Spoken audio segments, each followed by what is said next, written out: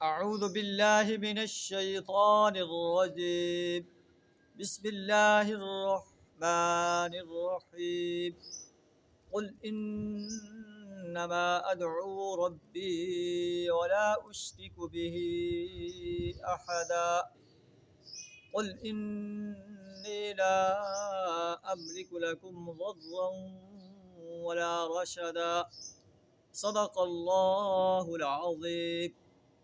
اللہ تعالیٰ ارشاد فرما رہا ہے کہ مساجد اللہ کے لیے ہیں، پوری زمین جو ہے سجدہ گاہ ہے انسانیت کے لیے، جنوں کے لیے۔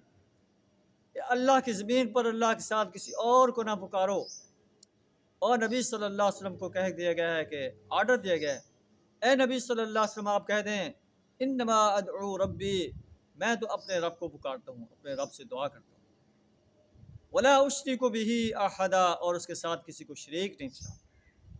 جب اللہ کا نبی اللہ کو پکارتا ہے، اللہ سے دعا کرتا ہے، تو انسانیت کو بھی چاہیے کہ وہ اللہ سے دعا کریں، اللہ کو پکاریں۔ انسان اگر اللہ کو چھوڑ کر کسی اور کو پکارے گا تو سیدھا جہنم کی آگ میں جائے۔ آپ کہہ دیجئے نبی صلی اللہ علیہ وسلم انی لا املک لکم ضرا ولا رشدا، میں تم لوگوں کے لیے نہ کسی نقصان کا اختیار رکھتا ہوں نہ کسی نفع کا اختیار۔